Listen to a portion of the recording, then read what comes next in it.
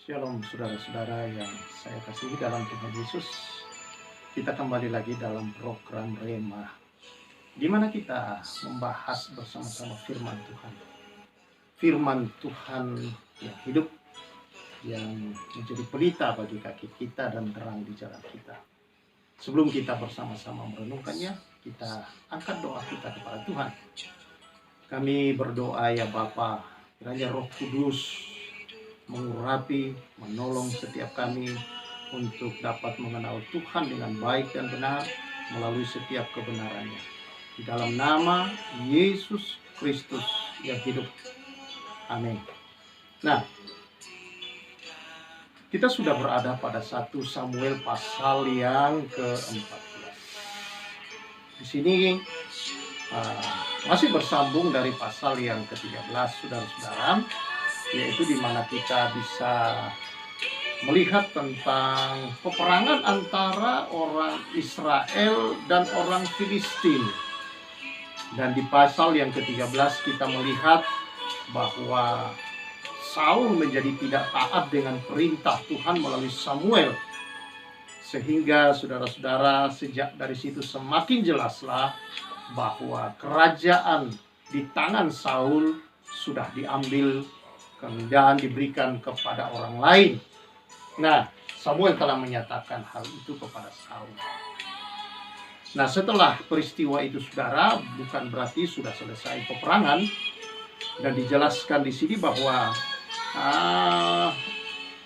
pada masa itu orang-orang Israel sendiri tidak ada pandai besi untuk membuat senjata-senjata. Jadi kalau mereka membuat senjata atau mengasah senjata mereka harus pergi ke daerah Filistin. Nah, saudara, tetapi raja yaitu Saul dan juga anaknya Yonatan masih memiliki pedang. Nah, pasal 14 ini ada satu peristiwa, saudara-saudara, yang kita melihat dari kedua orang ini, yaitu ayah dan anak, Saul dan Yonatan, saudara-saudara, yang memiliki sikap yang sangat berbeda di dalam menghadapi berbagai situasi-situasi hidup. Saul seorang yang begitu emosional, saudara. Saul adalah seorang yang begitu temperamental, saya katakan. Ada apa-apa sedikit, saudara, dia menanggapi seringkali dengan dia mudah untuk terpancing emosi dan menjadi marah. Nah, tidak demikian dengan Yonatan, saudara. Walaupun mereka sangat terjepit, saudara-saudara, dan dalam situasi di mana mereka dalam peperangan itu tidak memiliki kemungkinan untuk menang, kecuali bahwa Tuhan yang memberi kemenangan kepada mereka. Nah,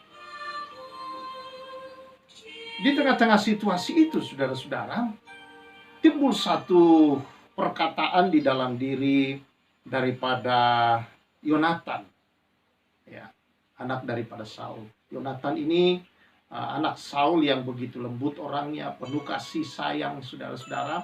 Dan kalau saudara nanti kita membaca keseluruhan dari kitab Samuel ini, menemukan Yonatan bahkan menjadi sahabat Daud, walaupun kemudian kita tahu bahwa Saul begitu membenci Daud dan ingin membunuh Daud, saudara. Bukan ingin, berusaha membunuh Daud dengan berbagai macam cara karena dia iri kepada Daud. Nah, di sini, saudara-saudara, di tengah pertempuran di mana mereka berhadapan, tetapi bangsa Israel dan bangsa Filistin ini, saudara-saudara, sedang berhadapan, maka muncullah Yonatan. Berkatalah Yonatan begini dalam ayat yang ke-6 kepada bujang pembawa senjatanya, "Mari kita menyeberang ke dekat pasukan pengawal orang-orang yang tidak bersunat ini.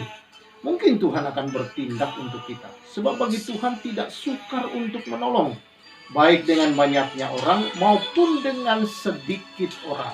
Nah, itu perkataan daripada Yonatan. Kita lihat dalam pasal yang sama, tetapi di dalam ayat yang berbeda, ayat 24. Ketika orang-orang Israel terdesak pada hari itu, Saul menyuruh rakyat mengucapkan kutuk. Katanya, "Terkutuklah orang yang memakan sesuatu sebelum matahari terbenam, dan sebelum aku membalas dendam terhadap musuhku.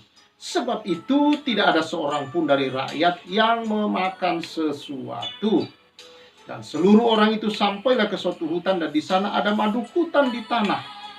Ketika rakyat sampai ke hutan itu, tampaklah ada di sana madu meleleh. Tetapi tidak ada seorang pun yang mencedoknya ke mulutnya dengan tangan, sebab rakyat takut kepada sumpah itu. Tetapi Yonatan tidak mendengar bahwa ayahnya telah menyuruh rakyat bersumpah. Ia mengulurkan tongkat yang ada di tangannya dan mencelupkan ujungnya ke dalam sarang madu. Kemudian ia mencedoknya ke mulutnya dengan tangan, lalu matanya menjadi terang lagi. Dan seorang dari rakyat berbicara kepadanya, ayahmu telah menyuruh rakyat bersumpah dengan sungguh-sungguh. Ya, katanya, terkutuklah orang yang memakan sesuatu pada hari ini, sebab itu rakyat letih lesu. Saudara yang saya kasih di dalam Tuhan Yesus Kristus, dua orang yang sedang menghadapi peperangan yang sama, saudara-saudara, tetapi punya tindakan perkataan yang berbeda dan punya cara yang berbeda di dalam menghadapi musuh yang sama, saudara-saudara. Dan dua orang ini adalah ayah dan anak.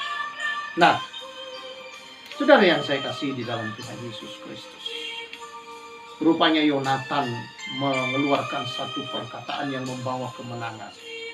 Dia memiliki satu pandangan yang sangat baik tentang Allah, bahwa tidaklah sukar bagi Allah untuk memberikan kemenangan dengan banyak atau sedikit. Cukup dengan dia bersama dengan pembawa senjatanya itu. Dalam arti di sini bahwa sebenarnya kemudian Yonatan lah yang menggunakan senjata itu membunuh musuh-musuhnya. Dengan satu orang Yonatan seperti ini, saudara-saudara, dia mendatangkan satu kegemparan di tengah-tengah orang Filistin. Ketika kalau saudara membaca mulai dari ayat 6 keseluruhannya, maka saudara, kita membaca di sana bahwa setelah tindakan Yonatan itu dan membunuh 20 orang dengan pedangnya, saudara-saudara, maka terjadi kegentaran yang luar biasa di perkemahan orang Filistin. Mereka berpikir bahwa, wow, ini orang Israel telah menyerbu mereka. Saya tidak tahu apa yang sedang dilakukan oleh Tuhan, tapi Tuhan bertindak karena iman satu orang. Dan saudara-saudara, karena kepercayaan satu orang ini kepada Tuhan untuk bertindak. Dan saudara-saudara, apa yang terjadi? Musuh saling membunuh satu dengan yang lain. Bahkan orang-orang Israel dikatakan, saudara-saudara, yang ada di tengah-tengah, yang tadinya mereka berada di daerah Filistin, bergabung dengan orang Filistin, kembali berbalik untuk apa? Untuk berpihak kepada Saul, saudara-saudara. Dan kemudian mereka di sana membunuh orang-orang Filistin dan terjadi kemenangan besar. Nah, setelah itu terdengar kepada Saul akan hal itu, saudara-saudara, maka dia memeriksa barisan dan menyuruh tentara, saudara-saudara, untuk mengucapkan satu kutuk. Karena dia ingin membalas dendam kepada musuh, saudara-saudara. Maka apa yang dilakukan oleh Saul? Dia mengucapkan dan menyuruh tentara rakyat untuk mengucapkan kutuk, bahwa mereka tidak boleh memakan minum apapun sampai dendamnya terbalas. Jadi saudara-saudara yang saya kasihi di dalam Tuhan Yesus Kristus, di sini jelas terletak satu perbedaan yang sangat jauh. Yonatan berperang atas nama Tuhan.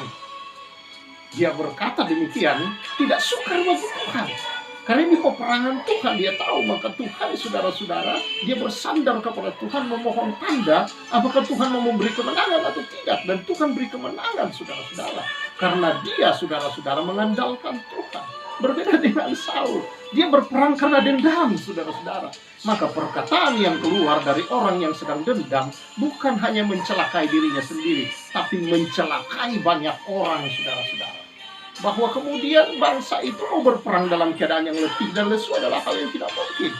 Syukurlah bahwa Yonatan ada di tengah-tengah mereka, dan mereka meraih kemenangan yang besar, saudara-saudara.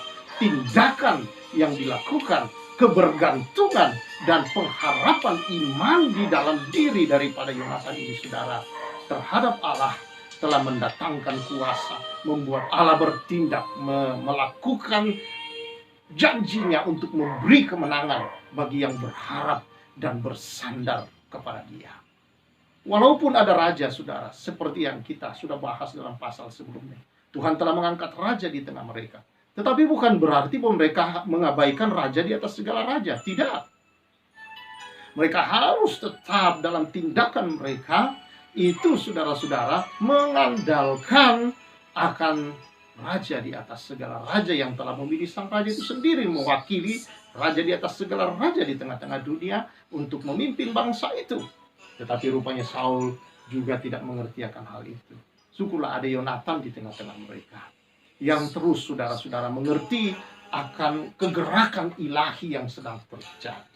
Nah, saudara yang saya kasihi di dalam Tuhan Yesus, di sini jelas perbedaan yang sangat-sangat mencolok di antara kedua pemimpin perang ini, saudara, yaitu Saul dan Yonatan. Menghadapi pergumulan hidup, menghadapi persoalan hidup dalam bidang apapun, saudara-saudara. Dimanapun Tuhan menaruh meletakkan kita, Tuhan tidak ingin kita dengan kekuatan ini. Tuhan selalu sedia, saudara-saudara, menyediakan, bahkan telah mengaruniakan kepada kita kemenangan di dalam Kristus Yesus Tuhan. Melalui Kristus Yesus, saudara-saudara, Dia telah menganugerahkan keselamatan itu kepada kita cuma-cuma. Dia telah, saudara-saudara, menganugerahkan kepada kita, saudara-saudara, kemenangan. Bahkan di dalam 1 Korintus dikatakan, di dalam kitab Korintus Rasul Paulus berkata, syukur kepada Allah yang senantiasa membawa kami di jalan kemenangannya. Senantiasa, bukan sewaktu-waktu, saudara, membawa kita di jalan kemenangannya. Kalau dalam Yesaya dikatakan berkendaraan kemenangan. Jadi saudara, saya bayangkan jalan namanya jalan kemenangan. Kendaraannya kendaraan kemenangan. Dan yang berkendara di atas itu, saudara, adalah seorang yang lebih dari pemenang. Berkendaraan kemenangan dan berada di jalan kemenangan. Luar biasa, saudara-saudara. Luar biasa. Anak-anak yang dipilih Tuhan, yang telah ditebus oleh Tuhan, yang telah dimenangkan oleh Tuhan di dalam Kristus Yesus dengan darahnya yang kudus itu, saudara-saudara. Seharusnya kita menghargai karunia ini. Bukan kita, saudara-saudara, mengeluarkan atau bertindak dengan keinginan emosi, kepahitan-kepahitan kita lagi. Harusnya kita tidak dikuasai itu lagi. Dalam membuat keputusan-keputusan, kita senantiasa bersandar dalam kuasa Tuhan. Kita senantiasa, saudara-saudara, memiliki hubungan dan komunikasi yang baik. Saya percaya, saudara-saudara. Dulu Tuhan bicara kepada nabi-nabi, langsung dia mendengar suara Tuhan. Tapi yakinlah, Alkitab adalah suara Tuhan yang tidak akan pernah salah buat kita. Kalau kita membacanya, dia berkata di sana, Mazmur 105 ayat yang 119 ayat yang ke-105 menjadi ayat hafalan yang selama ini selalu saya sebutkan, saudara. Firman-Mu itu pelita bagi kakiku dan terang bagi jalan hidupku. Kalau kita, saudara-saudara, tidak tergesa-gesa dan tidak emosi, tidak dendam dalam hidup, kita tahu kita adalah pemenang atas semua itu. Sudah dimenangkan. Dan kita harus terus berjalan di jalan kemenangan, atau artinya sebagai pemenang terus-menerus di situ, saudara-saudara. Dan berkendaraan kemenangan, saudara-saudara. Maka yaitu kebenaran firman Allah di dalam kasih karunia-Nya. Maka saudara-saudara, keputusan-keputusan kita adalah keputusan-keputusan yang penuh hikmat. Keputusan-keputusan yang senantiasa, saudara-saudara, memuliakan Tuhan. Dan lihat akibatnya, saudara. Tuhan sendiri yang bekerja berperang bagi bangsa itu. Tuhan sendiri yang membuat kacau Filistin itu, saudara. Mereka sendiri berperang, satu saling bunuh-membunuh. Kalau ini bukan karya Tuhan, adalah hal tidak mungkin. Tiba-tiba para tentara Filistin tidak saling mengenal. Dia melihat teman di depannya adalah musuh dan mereka saling bunuh. Kalau bukan karya Tuhan. Nah, itu dalam hidup ini, saudara. Kita tidak perlu berpikir untuk membalas dendam. Kita tidak perlu harus cepat sakit hati. Kita tidak perlu, saudara-saudara, untuk menjadi orang-orang yang senantiasa hidup dalam mudah tersinggung. Mengapa berbahaya bagi diri kita sendiri? Bukankah engkau telah ditebus dari semua itu? Bukankah engkau telah diberi kemenangan dan berjalan terus senantiasa Tuhan bawa di jalan kemenangan? Kalau demikian saudara-saudara, hiduplah sebagai pemenang di sana. Hiduplah senantiasa saudara-saudara sebagai orang-orang yang menyatakan kebenaran itu kepada dunia. Yang menyatakan perkataan-perkataan kemenangan itu saudara. Tindakan-tindakan kemenangan yang senantiasa mengandalkan suara Tuhan atau perkataan Tuhan melalui firman. Karena itu baca firman Allah. Karena itu bergaul dengan Allah dalam firman-Nya. Karena dengan demikian saudara-saudara, kita akan terus maju dan meraih setiap janji Allah dan menikmati setiap berkat-berkat ilahi dan melihat penyertaan-Nya saudara-saudara terus-menerus dalam kehidupan kita. Kiranya di tahun ini saudara-saudara menjalaninya tidak dalam dendam, tidak dalam kepahitan, tidak lagi dalam permusuhan, tidak lagi di dalam kesakitan, tidak lagi di dalam berbagai macam hal-hal yang selama ini meracuni hidup saudara. Buang semua racun. Jangan jadi orang toksik saudara-saudara. Tetapi saudara-saudara, jadilah berkat. Jadilah orang yang seperti Jonathan, yang di tengah-tengah kesulitan, dia bertindak berdasarkan rencana Allah, suara Allah, dan tanda-tanda dari Allah. Dia bergerak saudara-saudara dalam kegerakan Allah, bukan dalam kehendak dan keinginan diri sendiri. Amsal berkata, bodohlah orang yang menyatakan sakit hatinya seketika itu juga. Kita tidak bisa melarang orang ngomong atau apapun dengan kita yang jahat atau yang buruk, saudara, membuli kita. Tapi kita bisa menolak untuk bertindak gegabah dengan langsung sakit hati, dengan langsung dendam, pahit, marah. Itu pilihan kita saudara. Tapi sebagai orang tebusan, mari kita pilih untuk terus mengasihi. Karena kasih menutupi banyak kesalahan. Oleh kuasa kasih saudara-saudara, kita dapat meredakan hal-hal yang tidak mungkin untuk bisa dikalahkan. Oleh kasihlah saudara-saudara, dosa diampuni. Oleh kasihlah saudara-saudara, Yesus bisa bangkit dari antara orang mati. Kasih, kematian tidak bisa mengalahkan kasih yang ada dalam hati Kristus untuk memenangkan manusia. Maut saudara-saudara dan dosa tidak bisa mengalahkan kasih. Karena itu hidup dalam kasih Allah. Jonathan di sini saudara adalah gambaran seorang di dalam kitab Samuel atau di dalam sebagai anak Raja Saul yang nanti terus kita baca saudara, adalah gambaran tentang kasih persaudaraan yang begitu dekat, yang begitu lekat di dalam diri Jonathan.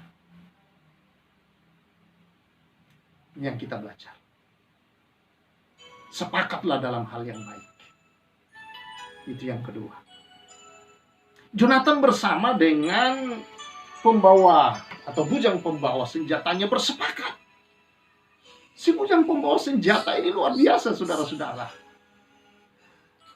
Ketika dia mengatakan, Jonathan mengatakan hal itu, rupanya spirit itu menular kepada ajudannya. Dan ajudannya ini berkata, aku sepakat. Wow. Sepakat bisa dua saudara. Sepakat untuk hal yang jahat dan sepakat untuk hal yang baik.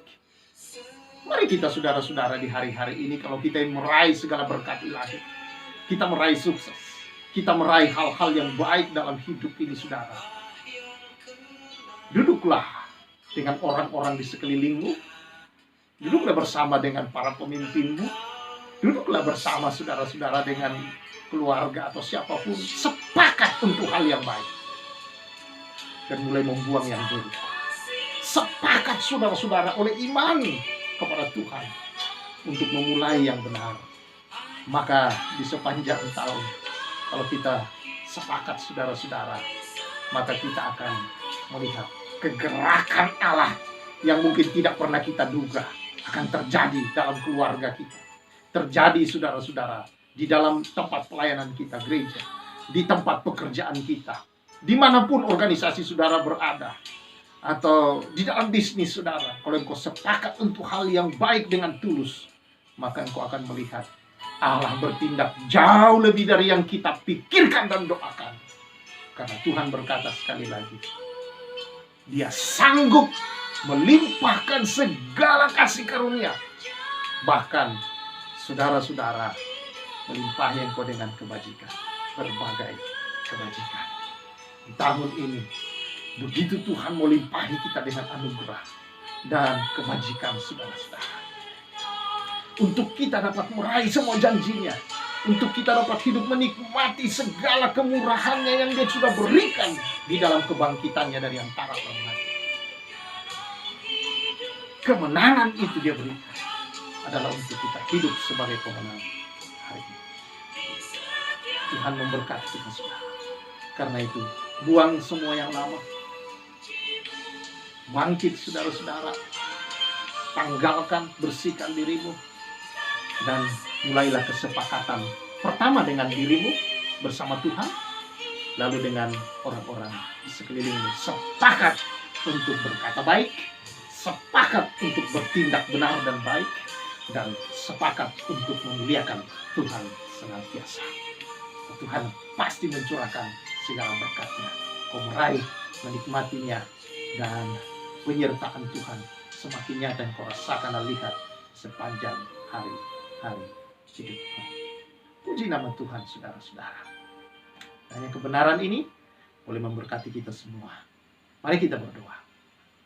Tuhan, ini masa untuk kami tidak lagi hidup sebagai orang yang najis. Najis oleh kepahitan, najis oleh karena kedendam, najis oleh karena sakit hati, najis dan berbagai racun-racun yang lain yang iblis tanam. Kami sudah dimerdekakan, kami sudah diberi kemenangan sehingga bahkan kami disebut lebih dari pemenang. Kristus memenangkannya bagi kami dan mendedikasikan kemenangan bagi kami.